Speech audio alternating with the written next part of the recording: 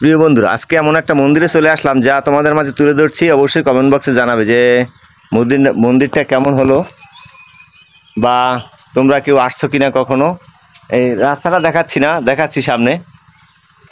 অসাধারণ। এই হলো মেইন গেট। এবার ভিতরে যাচ্ছি, সাথেই থাকো আর দেখতে থাকো। এই সেই রোড, অসাধারণ মন্দির কিন্তু এই দেখা যাচ্ছে। এই যে সেই আনবিলিভেবল যে মন্দির, যে অসাধারণ জায়গায়, খুব সুন্দর। এই যে দেখতে পাচ্ছেন, অবশেষে আমারও দেখার সৌভাগ্য হলো আপনাদের দেখানোর উদ্দেশ্যে, যেখানে আমি কখনো আসিনি। আজকেও এই প্রথম আসলাম। তো দুই সাইড থেকে সিঁড়ি আছে, আমি যাব, উপরেও যাব। আমি সবটাই তুলে ধরছি আপনাদের মাঝে, সাথেই থাকবেন।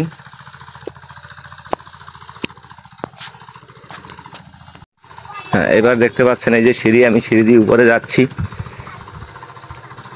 অসাধারণ, খুব সুন্দর জায়গা, কিন্তু এত সুন্দর পরিবেশ। এই কত সুন্দর জায়গায় দেখুন, এই বাইরের পরিবেশটা একটু দেখুন। এই যে মন্দিরটা, বাইরের লুকটা একটু দেখুন।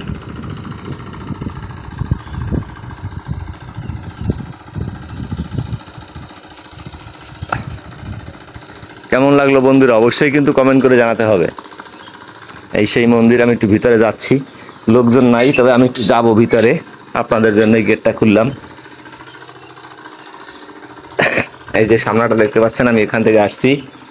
এই যে মন্দির, ভিতরটা একটু দেখাই। ও শিব মন্দির। হ্যাঁ, হলো মন্দিরের ভিতরটা।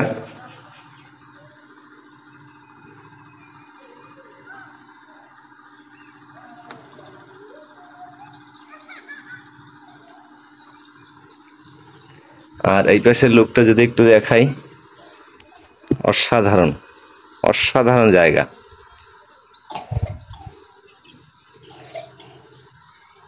পুরোটাই কিন্তু আপনাদের মাঝে তুলে ধরলাম। অবশ্যই কেমন লাগলো কমেন্ট করে জানাবেন। একটা অসাধারণ ডিজাইনের ইউনিক মন্দির।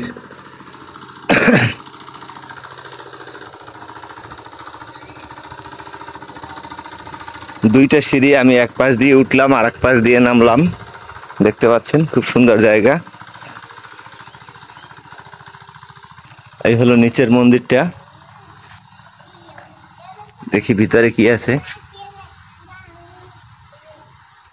ও, জয় হরিচাঁদ। এখানে দেখতে পাচ্ছেন যে হরিচাঁদ ঠাকুরের বিগ্রহ রয়েছে। এই যে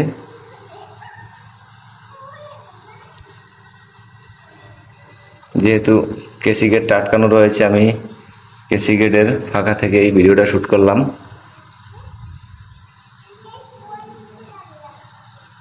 এর মন্দিরটার সাইডটা একটু দেখাই।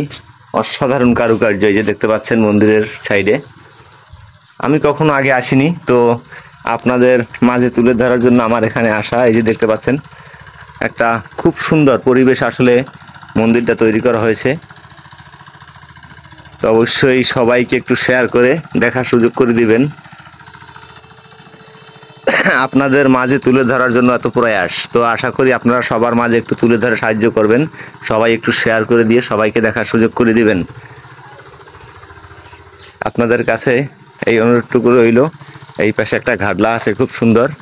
এই যে ঘাটলাটা সবিতা স্নানা ঘাট। এই যে দেখতে পাচ্ছেন, সবিতা স্নানা ঘাট, অসাধারণ।